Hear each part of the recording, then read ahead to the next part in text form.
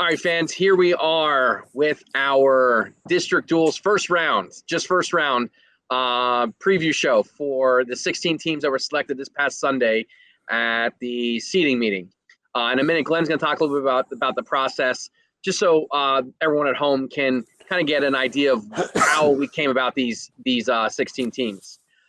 Just a heads up, Mike has left the three of us to our own devices tonight. So if the broadcast is not up to par, it's a result of us three technology challenged individuals.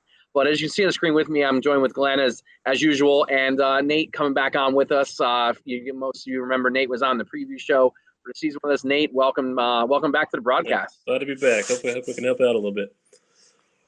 All right, so I talked a little bit there in the open about how we got to these 16 teams, and we're not going to get into the specifics of it per se, but definitely want to address kind of how the process goes.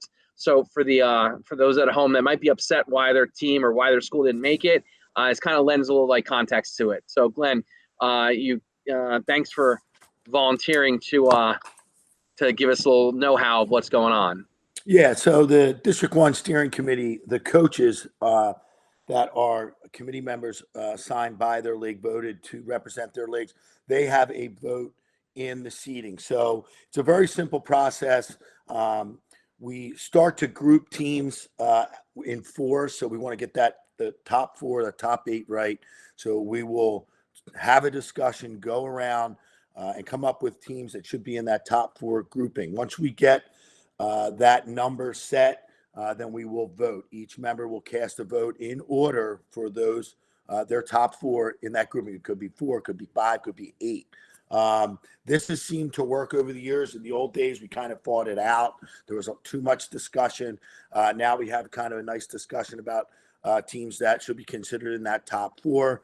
Not only coaches that represent their own team, but coaches in the league that represent those teams. They get to speak about them. Other coaches actually chime in from other leagues that have seen them either head to head in tournaments or just kind of, share a little bit of a mix of what that team, may have. And, just like last year, Perk Valley kind of said, hey, we're not the same team we were a couple weeks ago without these guys out, within the injury stuff that is out there right now. We don't know. So a lot of teams are saying we've got guys coming back, and all this stuff makes sense. And it's really good stuff for the coaches to discuss and get the true, what do they say? The body of work when they're doing the NCAAs of these teams leading into this coming week. So it's a great process. The meeting didn't go as long as I thought it was going to go. According to Mike, I was not present, but it was a little quicker than we thought with the parity. And I know, Joe and Nate, you're going to talk a little about the parity throughout District 1 with some of these teams. I think there were some teams that were left out that did apply. We'll talk about them. I think, we can do that right now. We're going to do it a little bit later. But there were some teams that were left out and teams that didn't apply, and that happens every year. The team that jumps out to me is Upper Dublin with one loss. But as we talked earlier in the season, Nate, it's not our first discussion that Joe and I have had. Upper Dublin didn't have the schedule that they needed to get into these duels. They had one competition against a team that is in the tournament. That was Quakertown. They lost, and no other competitions against teams that even entered. So that hurt them, and no, high-level individual tournament. So that cost them. Neshaminy didn't apply. I thought that was interesting. I guess they didn't want to tangle with everybody again and stay healthy going into the postseason. So there's lots of reasons why teams, I think Sodderton may have removed themselves as well. There were a couple other teams that entered, like Radnor didn't get in, but again, I think same thing with them, not enough competition. So you guys can talk a little bit about that. I think we definitely got the right 16. This looks like a really good tournament for me. Yeah, I agree. I think for the teams that applied, I really think the committee did a pretty good job to get to where we're at. And something Glenn and we've talked about, and Nate, I know you and I have talked about this off camera. This is the most balanced the bracket's been in recent memory, as far as looking at any given day on that Saturday, anything can happen. I think there's a handful of teams that you're hot at the right time. You don't know what you get the coin toss and you create those matchups, and upset happens here or there in a duel, and it changes the face of it. And and propels that team to a potential district duels title, or even like a lower seed getting through, find their way, into a third and fourth place match. Same scenario. Yeah, I Yeah, can't remember. I Yeah, really Nate, like the clarity this year. Nate, yeah. before You look at okay. oh, sorry. You look at just some of the teams. Like, there's no powerhouse in District 1 this year. Council Rock South, obviously, they've beaten every District 1 team outside of Faith. But, they have some weaknesses, at the upper weights. You look at Sun Valley, they're probably the most balanced team, but do they have the star power to kind of win those tough matches? Do they have the competition to win those tough matches? Even Penridge, Quakertown, they got some real hammers, but then they got some, a lot of holes. So you look up and down the bracket, and there's no one team you're like, well, that team's definitely going to win, they're going to roll all the way through. I think it's going to be pretty exciting. There should be some good quarterfinal, semifinal matches, even a couple in the first round that should be pretty exciting, I think. Yeah, I wanted to get your guys' opinion on that, especially you, Nate. This top four, this was a difficult 2, 3, 4, 5 selection. I think it's been the hardest to do. I know the rankers, we struggle all the time with this, but as a coach in there, and I've been in those meetings for years when I was a coach and arguing for my own team, not necessarily to be in the top 5, but at the same time, this is a year where 2, 3, 4, 5, even 6 probably were considered as a top 4, maybe even a 7th team. I'm not 100% sure, but the way that shook out is going to really affect the bracket when we take a look at this first round, or actually possibly quarterfinal matchups. So much of that, like you said, so you kind of touched on it earlier with injuries. Perk Valley, getting some kids back. They lost some kids. That changes their whole dynamic, who they're going to have. Kennett missing some kids. Obviously, Quakertown and Penridge both got a kid back this week, or last week. So that, just adding one key figure to each lineup makes a big difference this time of year. Oh, and it's a big deal, especially if if you have a forfeit right now, you're in big trouble. I mean, that 6 points is huge. Yep. We're going to pull up the bracket now and get right into it, fans. All right, at this point, you should all be able to see the bracket. And again, sorry for the size of it. It's, this is what we're working with, but you can see the gist of it. And we got a blank bracket here. So we're all going to talk about where we think or who we think is going to win and why in these particular things. And we've all talked off camera before we started here. We were about 15, 20 minutes of just rapping back and forth about different matchups. And, I think we're in agreement on a lot of stuff here tonight, guys, right? Yeah, I think this first round is pretty tight. Yeah, there's I think let's how about we do this? We go through the ones where we think they're slam dunks, and we just address those and get them, and we'll talk about the ones where there are some slight disagreements or where there's the casual fan should be interested in. So we talk about Council Rock and Upper Perk being the last team that got in.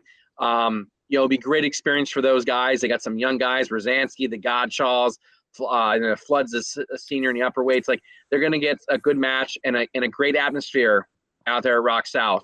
But Rock South's just going to be too much for them.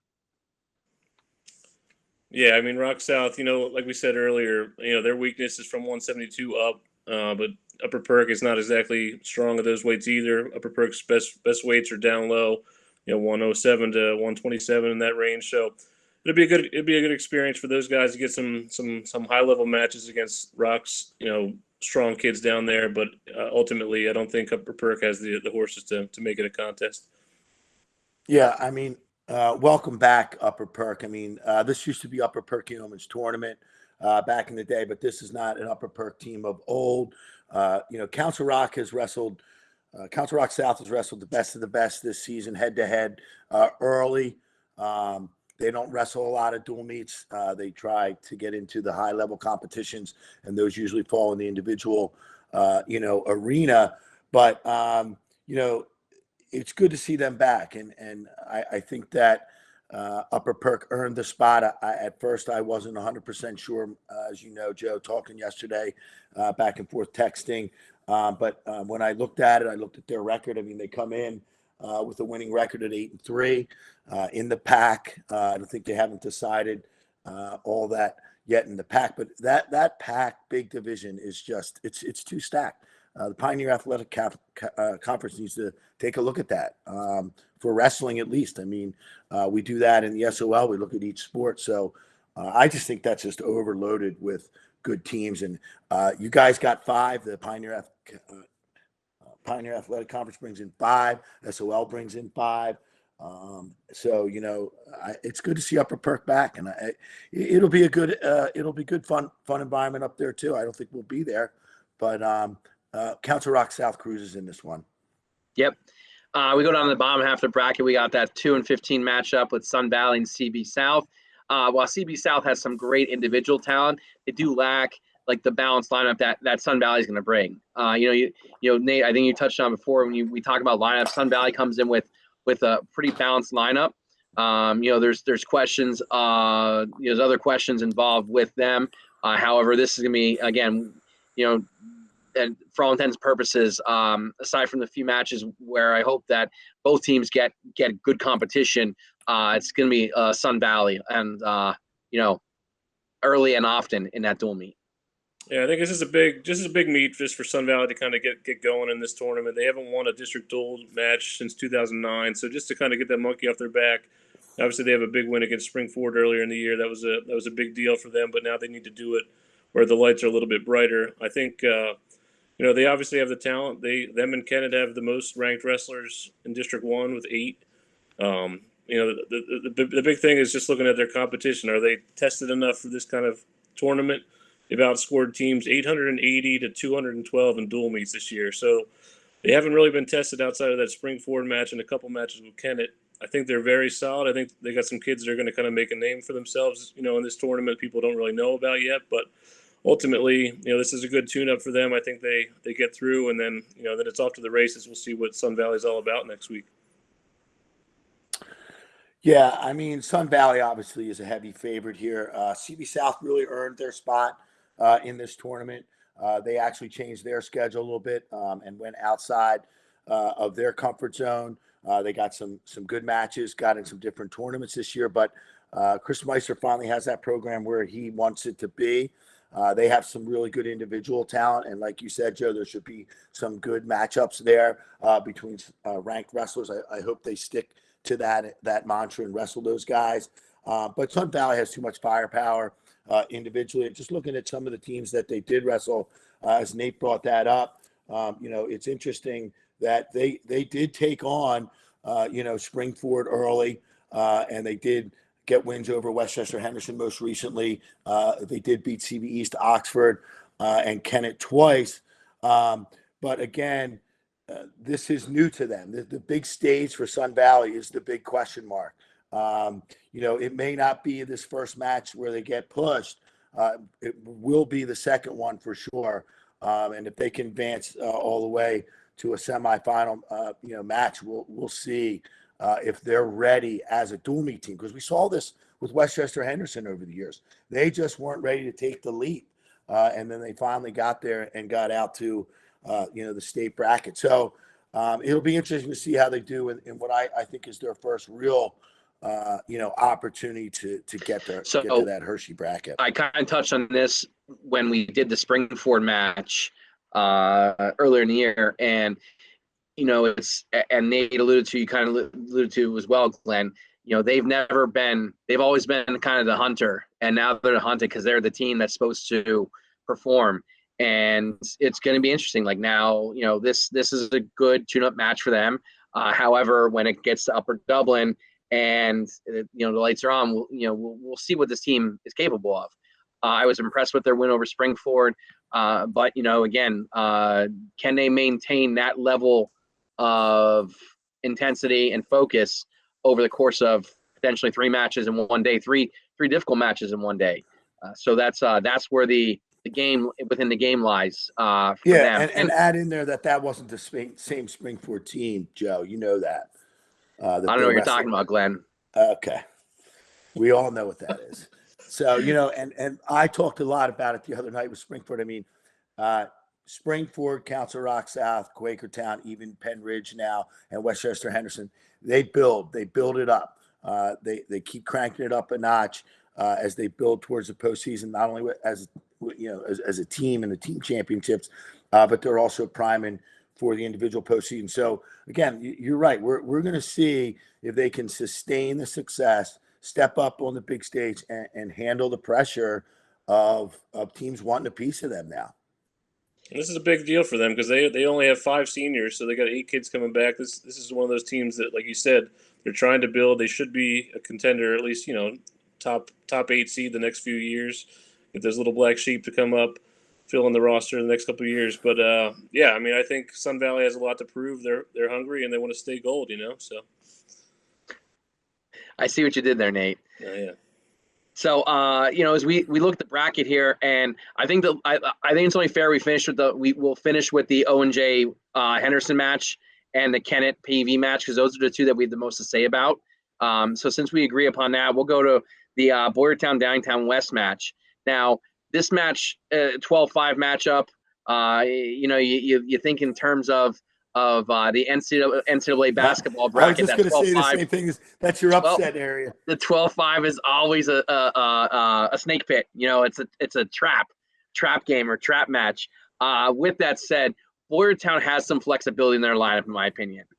We saw it over the weekend. Sheridan goes to 33, so that they can make that lineup stronger. And they were hanging tough in the PAC tournament with O&J and Springford. So they have a lot of moves they can make.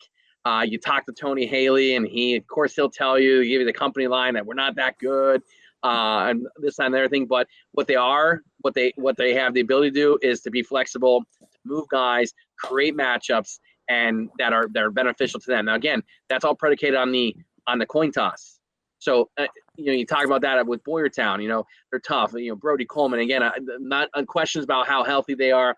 I mentioned Sheridan, Luke Heimbach, Ryder Garris. They got guys. They got guys that can go, and that they're not the Boyertown of old that we've talked about other programs, but they still got guys. Now, with that said, across the map from them is going to be Downingtown West, and again, if we've learned anything about Downingtown West in the last several years, they're crafty. They also have the ability to create matchups, and they can just come out and scrap. And they got Troy Mack back in lineup at heavyweight, which is huge for them. Him coming out and getting in that lineup. He's 6-0 in a year. They still have a Mason Hale who's having a really nice year. And then they got the Siegel brothers down low. So there's I wouldn't say more balance to their lineup, but they definitely got guys. And they still wrestle a pretty tough schedule. So guys coming in with that close to 500 record, those are probably some tough losses and some scraps they've been in. So this one is a toss-up, but I am going Boyertown. I'll defer to you guys on where you guys go with this. Yeah, one. Nate, if you let me go here, because you're kind of the expert out there in the West. I call that the West, not the South, but the Southwest. This is not the Downingtown West of old either. This is another team like Sun Valley is now. I mean, Downingtown West, same thing. They had to pay their dues, to come back into this tournament as a power and get into the state bracket, and they did that over time. I think they don't have that firepower anymore. They don't have that from top to bottom with the team. But Brad Breeze knows how to get a dual meet victory. He will make moves, and certainly adding their guy back at heavyweight. That gives them a nice 1-2 punch at the end, depending on where we start. It could be in the middle or at the end or at the beginning of a match. That's good to have, but I don't think they have a chance against Boyertown. Again, I think Boyertown is a PAC team that, again, grinds in house day in, day out, every other Wednesday, battling each other, and they are ready to go. They need to make some noise. I don't think that PAC is decided yet. So I think that they're going to have to, to show their mettle right here in that first round and get into the big tournament, one of the Elite 8 teams. Nate, I have to say I can't wait for your response. I saw the face you made when Glenn said that, so I'm on the edge of my seat right now. Yeah, I mean, I wasn't brave enough to pick Downingtown West, but I certainly considered it. I'll kind of give a couple points that make me believe that they have a shot. I think it's flashing back to 2008, which has zero relevance today, but Downingtown West, the 12 seed, knocked off Boyertown at the 5 seed back in 2008. So history, a little bit of history, if that matters at all, probably not. But Boyertown hasn't won a district duels match since 2019.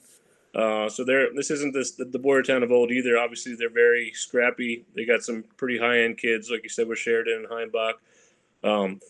The thing we need to look at here, I think, is obviously, it comes down to bonus points. But, of the 16 teams in the bracket, Boyertown and Downingtown West have both given up the most amount of pins. 85 times each of those guys have been pinned this year. So both teams find their backs. And obviously, you find your back in this tournament, you can get yourself in trouble in a hurry. I do think Boyertown's a little tougher, a little scrappier. I was like I said, I wanted to pick West, but I need to see a couple of those kids win some big matches before I feel confident saying that. But having said that, I think West, certainly could win 5, 6, maybe even 7 matches and make this an interesting bout. It's all about staying off your back, and both teams are very good at pinning and not very good at not getting pinned. So it's all about those matches. 107, 114 are big matches, depending on where Heimbach goes. The Siegel boys need to pick up wins for West to win. Bernard, Barry need to come up with some big wins there in the middle of the lineup, and obviously the big boys, need to cash in where Boyertown's a little bit weaker. Yes.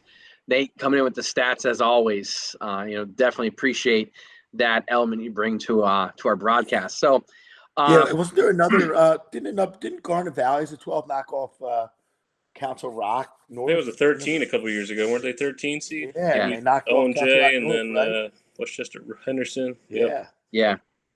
So, all right. So we'll go to right below that. We got Conestoga and Springford, a 13-4 matchup. Again, kind of somewhat of a trap game, trap match a little bit. But when the dust settles in this one, Springford is just too tough, where Conestoga is not.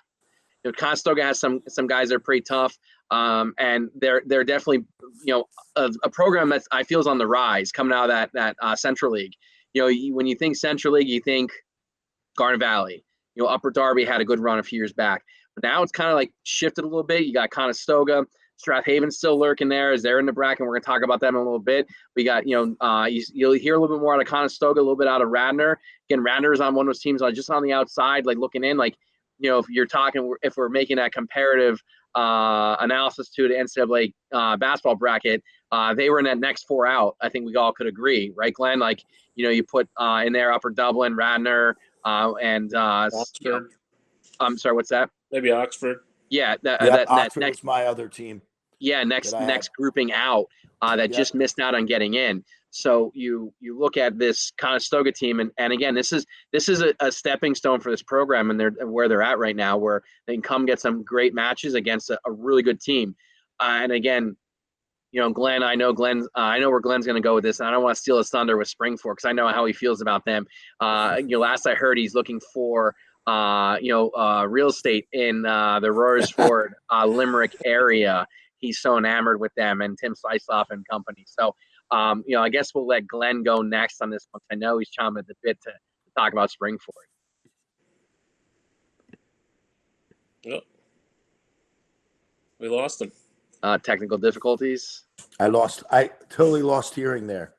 Oh, I was saying about how you're looking at real estate in the Limerick Royersford area because you're a big fan of Springford right now. And no sound again. Should we just pause it for a sec? Or you want me to go? Go ahead, Nate. Yeah, I agree. I think Springford is the heavy favorite.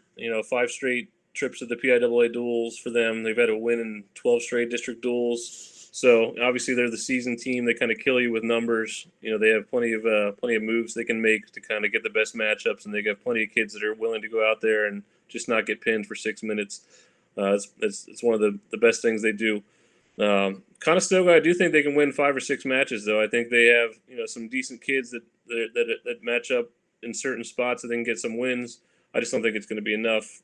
Conestoga with the strength of schedule, this will be by far their best test all year. They have the second most pins out of any team in the tournament, but in decisions they've only won 38%. So they're just not battle tested like Springford is. Springford will be happy to beat you 4-3, 5-2, that something like that. Conestoga's kind of live by the pin, die by the pin, so it might be a little rough for the Pioneers. But it's good to see them in here. A few years back they didn't even apply when they had a decent team, so it's good to see them taking that step and kind of trying to establish something here.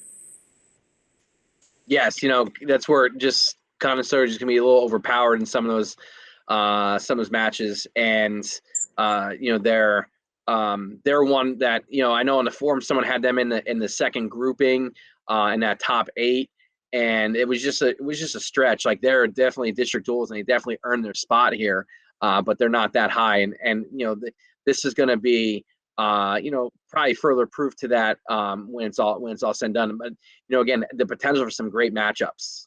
So Yeah, can you guys hear me now? we can hear you now, Glenn. Glad you're back. Good. I lost some video with you guys, but I at least can hear you. All right, so yeah, I mean, Gary Baker has got this team entered into the duels, and that's number one. Number two, they've had a great season. I mean, they come in here with a solid schedule that they had, in terms of what their typical schedule looks like. They should go 16-1. Again, they're a team that should up their competition. They have some really good individuals, and they've been a force out there on the main line for a long time. And I am very interested to see how Conestoga can perform against a high-level team like Springford. Like I said, Springford definitely, and of course I heard what you're saying, Joe, and I did just buy a couple acres out there on my way back down last week. But now, seriously, the Springford Rams are on a mission to return to Hershey, and they like being the underdog. They didn't get the underdog spot as much as they would have liked. They probably would have liked to have been somewhere else, down below instead up top with Council Rock South. But that lower half of the bracket is stacked. It's loaded with talent. So I think Springford cruises in this one, and they're looking to move on to the big show. All right, so let's go. We'll talk Penridge, Strathaven, a little Pennsbury, Quakertown, and then we'll circle back, and we'll talk about the last two, which for all intents and purposes are probably going to be the two closest matches of this first round. So Penridge, Strathaven, again, it's one of those matches where Penridge, the 3, some people had them the 2, some people had them at the 3 where they landed. Had a tight match with Council Rock South earlier in the year, beat Quakertown. Of course, Boyertown beat Quakertown as well, to be fair to them. But you have the Penridge Rams, kind of after that being the season where they beat or where they lost to Rock South and beat Quakertown, it's kind of flown under the radar since. They haven't had a result that's kind of jumped off the screen at you. But nevertheless, it doesn't mean they're not, in that room working day in and day out. They got good competition elsewhere. They were at Escape the Rock. Again, that tournament just has turned into such a meat grinder. They didn't even, with the talent they have, they didn't even come out with a medalist. So that's a testament to the toughness of that tournament. Not that Penridge wrestlers aren't ready to go, because we've seen them wrestle. We've seen them wrestle enough that they're ready to go. And there's going to be too much. There's going to be too much. While they're not a full. They're not going to bring the same maybe level of depth as the Sun Valley. There's still going to be too much for Strathaven, in my opinion. Yeah, I don't see the Panthers, sticking with them too much. Depending on where this starts, obviously, it could get out of control in a hurry, just the way the lineups are set up. Strathaven's, their strength is, 89, 215, 285 with Milligan, Crawford, and Faribault. I just don't know if the rest of the guys can kind of hold down the fort until you get to the big boys. I think Penridge has too much firepower throughout. Just getting Ryan Gallagher back, that just enforces the middle of their lineup a little bit more and gives them a little bit more flexibility. With Hogan and some of the other guys in there, and obviously, down low just with Martinelli and Coffin right off the bat. You can't go too many bouts against Penridge without getting a tough kid. So that's going to be the hard part, is gaining any momentum and trying to stay in this one until you get to the big boys from Strathaven. Yeah, I mean, this is an interesting spot for Strathaven. I mean, again, they're a solid team, but they're not in the same class as Penridge. I thought Penridge should have been a number 2 seed. I'll share that right now. And Penridge is angry. They're going to come up fired up in this one. They have something to prove. They want to be in Hershey. They want to be in the bracket. They don't want to be wrestling to get into that bracket.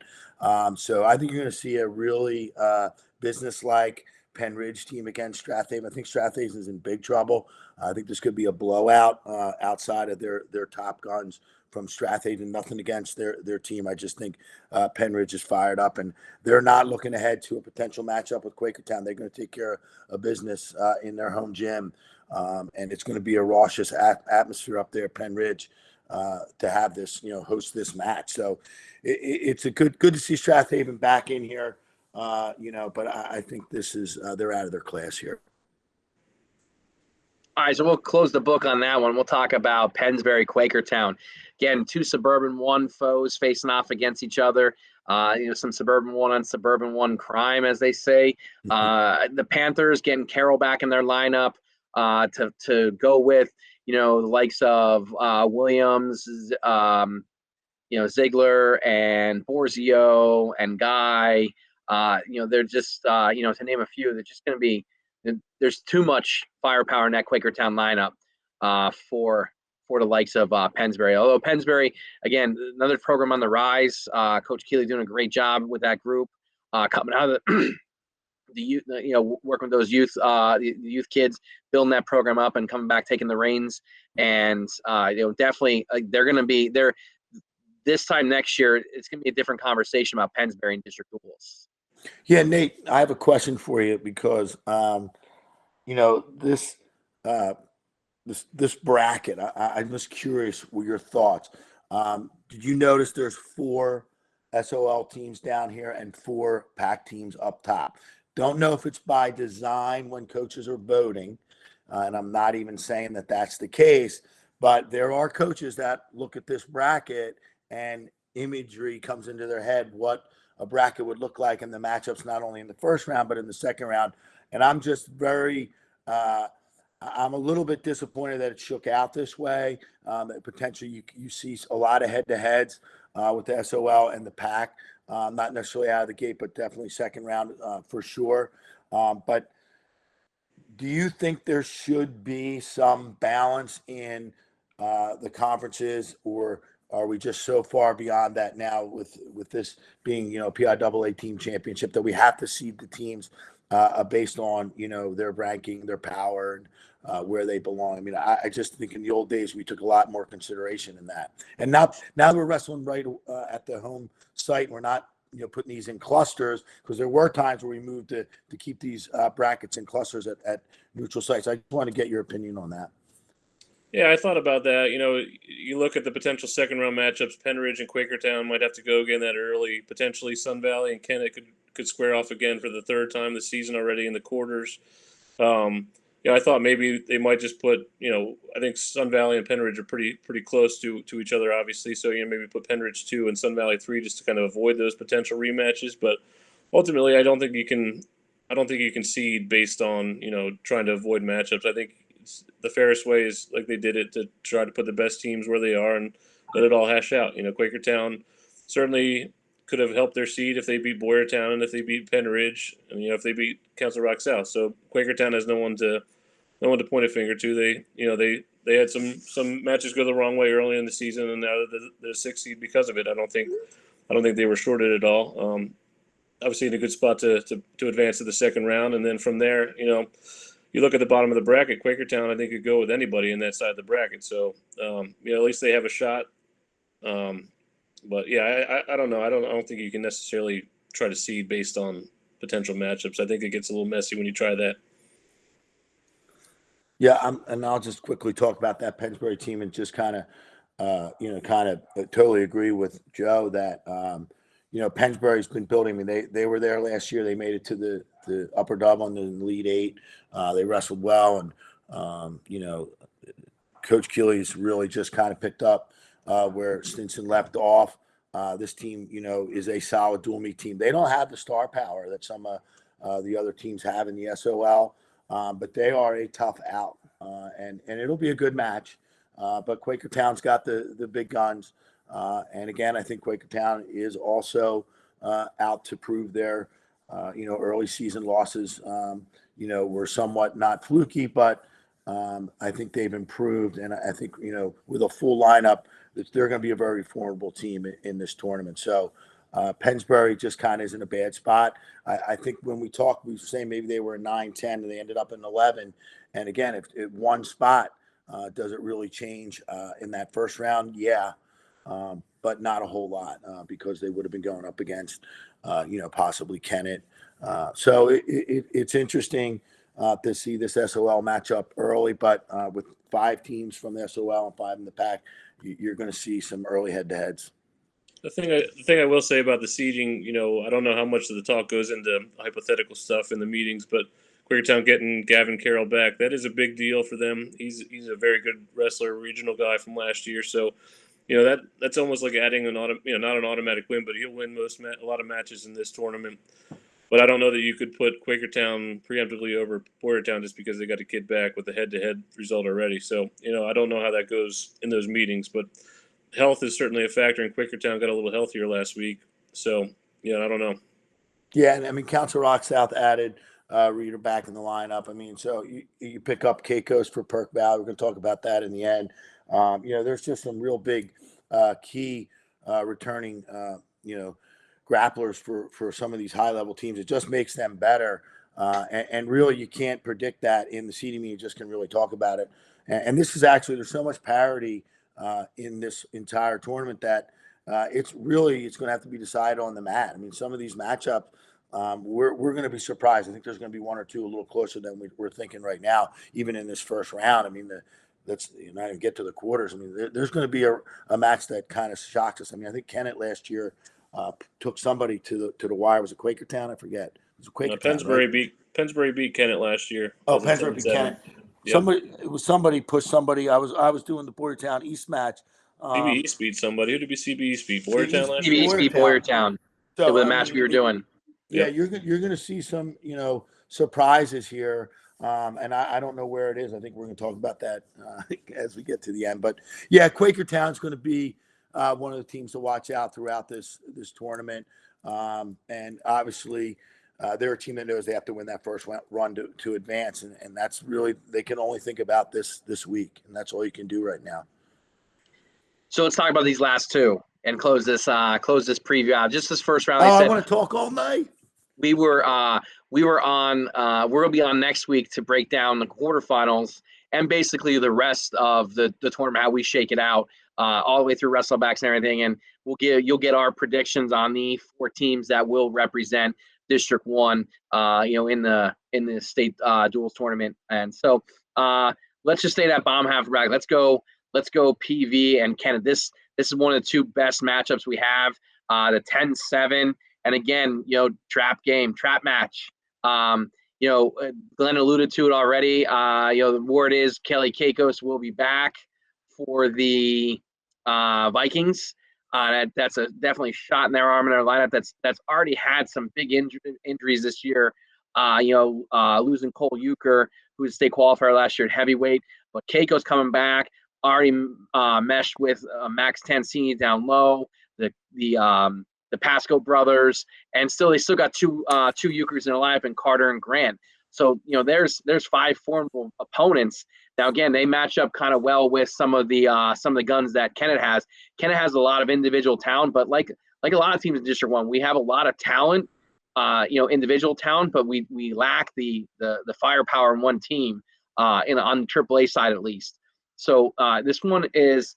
Was a toss up for me as is, but then once the Caicos come back, I'm going with the Vikings guys. I think they're poised. They're definitely hungry. Great group of kids. Got to know them and got to talk with them this weekend a little bit, and I saw a lot of them grow up from middle school in the pack, and seeing them now at the high school level. Really, I really feel bad. I wish they could have stayed healthy to see what they could have been. Because if they were healthy this year, I have no doubt they would be a top 4 seed and a team we're talking about going to Hershey. Not saying it can't happen this year and right now with what they have, especially getting Caicos back. But I'm going with the Vikings. I just think that they'll pick up just a little bit more in the bonus point department. That's going to be too much for Kennett to overcome. Yeah, I think this is a tough break for Kennett in some regards. Obviously, Perk Valley, beginning of the year, hopefully you don't look back at our predictions at the beginning of the year, but I think we all had Perk Valley pretty high up there obviously with the full lineup with Keikos and with the big Euchre, they're a much bigger team, better team. So, Perk Valley not having Keikos all year with some injury problems, they get seeded 10th. Had they been healthy all year, they probably would have been seeded a little higher, and maybe Kennett avoids them. It's going to be tough for Kennett. Honestly, they have, like I said earlier, they have those 8 ranked wrestlers tied with Sun Valley for the most in District 1. Problem is the other 5 wrestlers, they've given up forfeits every match. I don't think they've 189, so that's an automatic 6. And the other 5 guys, they just half their matches this year they've ended in getting pinned. So Kennett obviously is very strong with their good guys, but the other guys find their backs way too quick. And against a team like Perk Valley that has talent throughout, and now Keikos in the middle there, and I don't think there's a better team in District 1 from 152 up than Perk Valley, maybe O&J, but Perk Valley matches up well.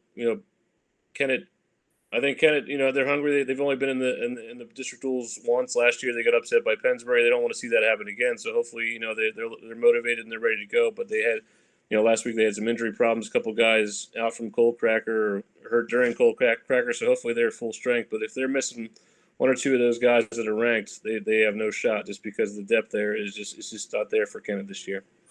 Yeah, I got to see Kennett in person up at the Cold Cracker, and I agree with you, Nate, that they do have, I wouldn't call them complete holes, but with the firepower that Perk Valley has, with Tansini wrestling really well, Kelly Keikos back in the lineup, and the Pasco brothers kind of basically saying they can go with anyone. Joe and I, pretty much agree that they like to mix it up. And as you go up with the Euchres, and again, it's unfortunate that they lose another Euchre, this season, but they're solid from top to bottom. They're a good dual meet team. They were last year until all those injuries. So, Keikos isn't going to be 100% in terms of like his conditioning and all that stuff. But I agree that the star power for Perk Valley definitely matches the Kennett star power, and they have more of it. And they're also a little more grounded with, from, all 13 weight classes. They have someone that can go out and wrestle. And I hate to say it, but there they are in the pack, grinding week in and week out. The Upper Perks, the Boyertowns, the Springford, and O&Js. And I just think that goes a long way, for these teams that get into this tournament in a first round matchup. But you're right, Kennett was there. They're hungry too. They want a win in this tournament. I remember when I was first in it, it took me a long time to win your first match. And let alone get in, to the second, round. We wrestled 2 matches on that Thursday night when I think we had 24 teams. So it's a big deal for Kennett's program and for those kids and for the coaches. So we'll see. This is a good one. And again, I think Kennett has a little advantage hosting, but I think Perk Valley wins this one. I think Kennett could win 7 matches, but I think the problem is that the 6 losses might turn into 36 points, and that's a lot to make up. So, it's going to be tough for bonus Kennett. points will be huge. I think much bigger in these team championships than they are in a regular dual meet. I think momentum shifts. You get a big fall, even if it's from someone that you're not expecting to win or an upset. But if you get a couple pins in a row, that just really deflates a team. If you're just it's a close match and all of a sudden a team pins you 3 times in a row, your heads are down and it's tough to come back from a deficit like that. So we'll see. And like I said, this is a good one. I don't think we can be in 2 places at one time, but we're debating where to go. But it looks like we're going to go to our next match we're going to talk about. So you guys are the O&J network, aren't you guys? Oh yeah. Well, yeah, Joe, I'm a reformed homer, but Joe is not. He just. But this really is a great matchup. I mean, we got to admit. I mean, these are 2 teams that are stalwarts in this tournament. They've made some noise in the past on the big stage. Going to Hershey. So this is the one to go watch. And again, I don't think that the broadcasting piece is not based on necessarily what we want to go see and record. We think that these are the best matchups and best teams to keep an eye on. Again, there's probably 4 other matches we could go, but in terms of the bracket, And like I said, we're going to talk about next week, the wrestlebacks.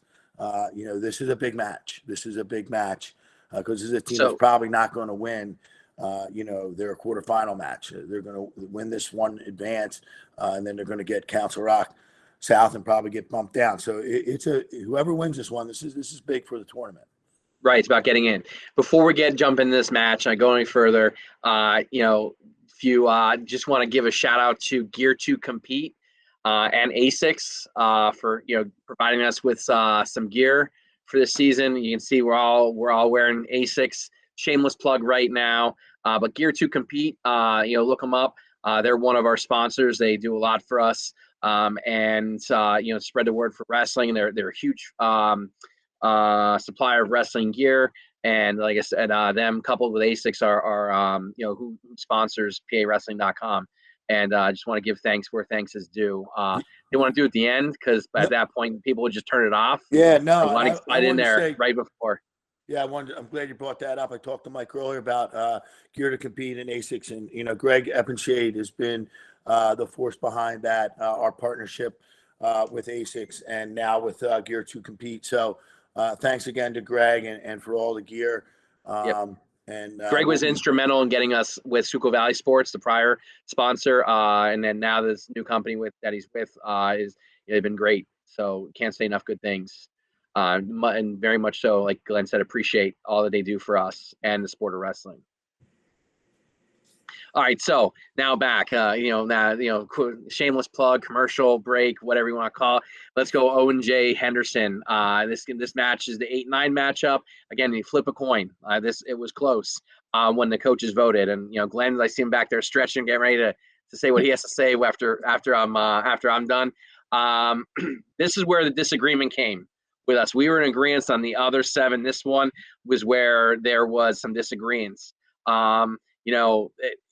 Call me what you will. And I am what I am. I'm rolling with the Wildcats in this one.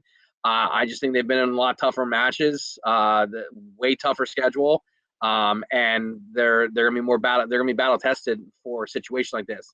Again, no disrespect to Westchester Henderson, but that's what I got. There's gonna be some matches here that will be OJ's tough where they're kind of not.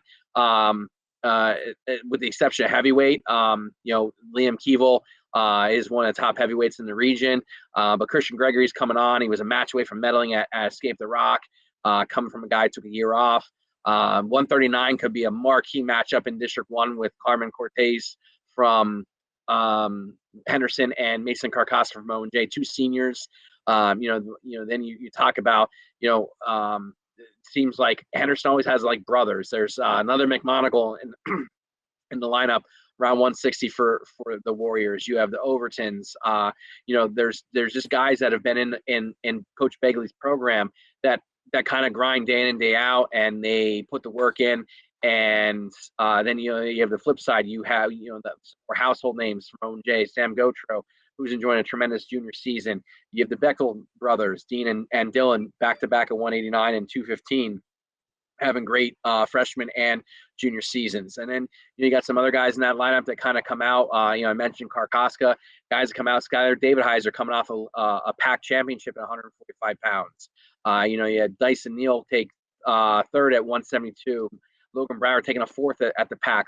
You got guys that kind of just fly under the radar because of some of the guys that are having more success.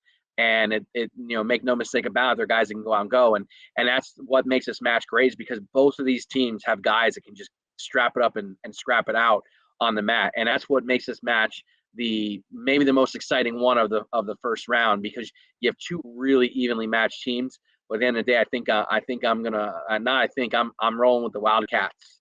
I'm gonna defer to both of you now and hear your side of this matchup. Yeah, maybe I should go next, and then Nate can talk about his neck of the woods there. So, Coach Begley, he's not going against the Chessmon. He's not going against the Chessmon again. I just went with Perk Valley, didn't I? I say you're not going against the Chessmon again. You're not going to do it again. They'll disown you down there. I need somebody to cover next weekend, so I need one of these guys to win, so I have somebody to cover. So I don't get to be neutral. Come work for the Mercury. Yeah, I might have to. Okay, Prep Live. All right. Well, let me just say a couple things. Coach Begley's been here before with a lot of these kids on this team. They did lose a wrestler, elsewhere this year. So I think that Westchester Henderson has a little something to prove here back in this tournament. Again, I think they've been, a household name in District 1 and certainly coming out of the Chestmont for the last almost decade. I did look at this one, Joe. This was one where I went to Mike's, matchup, to look at the teams. He's got a nice, program set up on the site to do this. These teams have not wrestled in 4 years. I found that very interesting that they didn't run into each other head to head in the duels before. And I just think that down low, they don't match up very well. Owen J does not match up very well with Henderson. And I think that there could be some big bonus points down there, maybe enough to win the match. I'm not sure, but there are going to be some good head-to-heads. Like you said, David Heiser is having a good season, seems to be getting better each time out. The Bechtolds are on fire. So it's going to be one of those matches where if there aren't any big head-to-heads, like I think the Cortez and Karkuska match could be the big one of the night. But if Westchester Henderson, gets the coin toss, I think they can win this thing. Not handily. It's going to be a very competitive match, but I do agree with Nate that Westchester Henderson is going to win this one. And again, they're traveling all the way up to O&J for this, and it'll be a test. O&J is going to be fired up.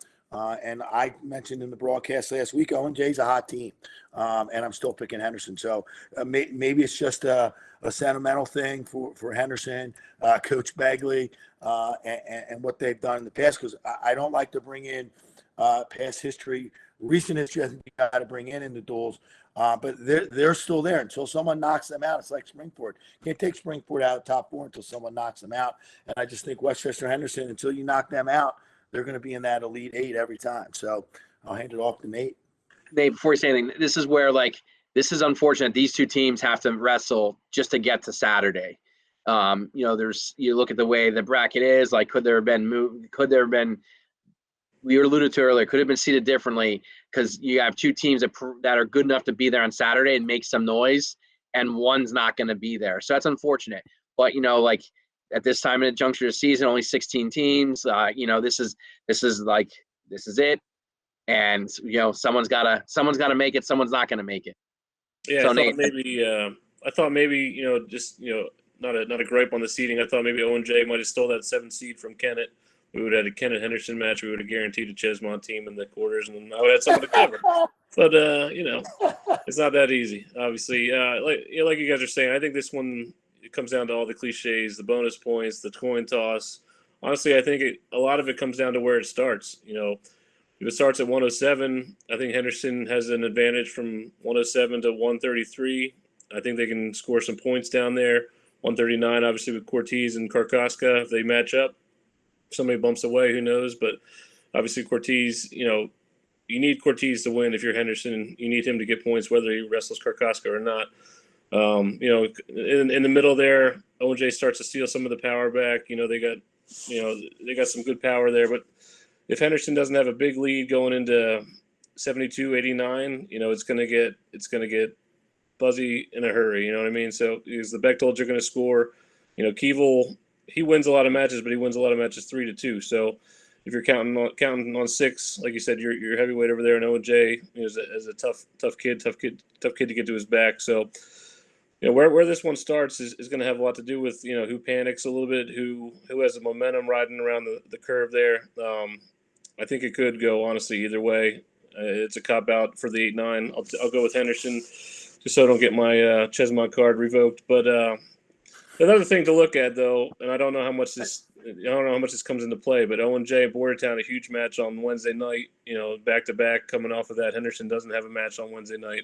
I don't know if that will have an effect. Maybe O&J gets a big win and they keep rolling. Maybe they take a loss to Boyertown and get deflated. Maybe, somebody hopefully doesn't get banged up. But, it's going to be a physical match with Boyertown. It'll be something to kind of keep an eye on, just the energy level the following day. So, Nate, I want to piggyback what you said there. And, a couple weeks ago we did the PV O&J match, and PV came out like a house. O&J came out, kind of stole the thunder, got the crowd into it. Yep. And then, rolled. That never gave PV, even though PV won match, it didn't give him the chance to get back in because he got it rolling early. Yep. You fast forward into O&J Springford match, and to your point about where the match starts and how big that is because, Springford was able to gain that momentum early, and, like O&J was always playing catch up and was chasing points. And when you put a team in that position, you put them in that danger, which, like you said, that match starts down low. Henderson can really impose their will early and force O&J to chase, and then it changes how the match goes. Yeah. But at the same thing, like they're going to draw. If it starts in the middle there, and O&J gets rolling and gets that home crowd behind them, Under it the could spotlight. be under the spotlight in Bucktown. Yep. That's like the that small gym and where 50 people seems like 500. It could definitely spark either way. And again, you take the crowd out of it, and it's anyone's match at that point. So there's a lot of variables to this, and not necessarily cliches, like you said. I mean, obviously they're present, like the coin toss, bonus point toss stuff. But like you said, like where the match starts is one we don't often talk about. Because of the draw, and because of that, there's so many things that changes the face of the match, because teams can start to gain momentum, and guys that maybe aren't supposed to win or aren't favored to do well, get that confidence, is that their adrenaline starts to go, and next they're out there winning matches, and it starts to snowball and becomes avalanche. So I just wanted to say that because we've seen that firsthand this year in matches we've covered. It's a big deal. The two teams are kind of opposite of each other, so big deal. And Nate, I didn't even notice that. There are a couple other matches out there. I mean, Pennsbury's Wrestling Council Rock South. I mean, that's for the their division's title too. I mean, that's going to be a big match for them on Wednesday night. And it just got me thinking. As Joe said, they're gonna get a pound. Obviously on Thursday with all the teams wrestling, but there's guys that are going to be a little weaker, maybe a little banged up. Kind of cutting weight and having a tough match on Wednesday night. I mean, that could affect this match. Like you said, I don't know if Henderson. A lot of the Chesmont has off Wednesday. I don't know if that was. Yeah, they're not even wrestling. So, I mean, there's a lot of little variables and intangibles that will play out over this week. And again, like you said, O&J gets a big victory over Boyertown. That could really boost their confidence. But if they get beat and they're not feeling good, that could affect them too. So, listen, the most important thing is that this is great for District 1. This is the start of the postseason for us. This is where we're going to start to see the best teams and the best individuals start to shine. And I'm really looking forward to this tournament. This is going to be a good one for us. We haven't really talked about Double A. We can talk real quickly about that. Faith Christian is probably the second best team, if not the best team in Double A. I know that, Notre Dame Green Pond has a better all-star team. But, listen, I got to see Faith again this weekend too, and they're impressive. They're well coached. They're well disciplined. They're very intense. They're competitive, and this is going to be their second time going up there. With expectations. Last year, the expectation was to win some matches in Hershey. They did. They got that first win and turned the corner. And now they're a powerhouse. So again, we have I'd say we have 4 or 5 really, really good teams here that are going to move forward, to the big dance. And I'm really looking forward to see what Faith can do this year. I mean, Saucon Valley is right there with them as well, and a couple other teams. But I really think they can medal, Joe, in Double A. Yeah, I think you look at Faith Christian, and again, I love what that program is about. It's beyond the wrestling to a sense, in my opinion, where I feel like Coach Clymer and his RP Norley and his and Coach Hans, they're about more about the humanity of it in a sense, and I do appreciate that. I'm not going to get into. I know you mentioned all-star teams. I'm not going down that road. What I will say is, I baited you. What's that? You laid the trap. I'm not falling. No, No, we talked about this. Faith Christian, the family approaches there. These are all local kids for the most part in that region that they can draw from. And like I said, they really come at it with a really good culture. It's a family approach, strong Christian base, and listen, Coach Clymer, he's been on the wrong end of the stick with this team, and he stuck it out. And he's grinded. His numbers improved. Last year and the year before they did it with real low numbers. So listen, build it and they will come, and I will always say that, and that's the truth. But listen, we're proud that we finally have a AA product. It's Right. been Nate. How many? Do you ever remember a powerhouse that was AA back in the day? That wasn't a true District 1 team. Octorara had a couple decent teams, but I don't think they did much at states. That's so what I was going to say. And Octorara is no longer with us, right? Yep. They're not in District 1. So they're really not. But this is a AA team that we're looking forward to. And I'm excited about it. And every year, I mean, I'd love to see Council Rock South and Faith, do battle, to send our one guy out. But that one was already settled. So that's the level they're at. And Council Rock South, I think, is at the higher level in AAA. So again, just going to be a great tournament all around. And those teams those fans that haven't seen some of these teams, make sure you get out to Upper Dublin for the finals, because it's going to be a great day. Guys, I appreciate taking some time out of your evening to come on and talk a little wrestling. We're going to wrap it up now. We went about an hour or so, close to it, of talking wrestling, and we'll be back to break down further after this first round this week, and looking forward to seeing these matches, seeing these results. We haven't decided necessarily where we're going. We think we have a good idea where we're going this week. For the match of the week, it looks trending towards Boyertown O&J. It's the best match on the docket. And then as far as the first round district duels, we got 2, maybe 3 in mind, but nothing decided, nothing set in stone just yet. So Glenn, Nate, thanks for coming on. I appreciate you guys. Had fun. See you guys. Yeah, Nate, great to have you join us on the preview show and then on this show. And I think it's really good for the site, for the fans to get this third perspective of what's happening out there. And good tiebreaker. And you're a tiebreaker. Hey, I'll be in Upper Dublin if I have any teams to cover or not. So can't get rid of me. Yeah. So I'll be Joe. I'm not around Wednesday night because I'm doing the Happy Horse of Abington match on HHTV. So you might need to get another co-host. I do. I got that already covered. Went to the bullpen, bringing out my guy TJ Demetrio. So. With that said, we're going to cut it off here. I hope you guys enjoyed this. As always, take any feedback on the forum. I'm sure there will be some good, bad, and indifferent, but just all in good fun and whatnot. So thank you for tuning in, and take care.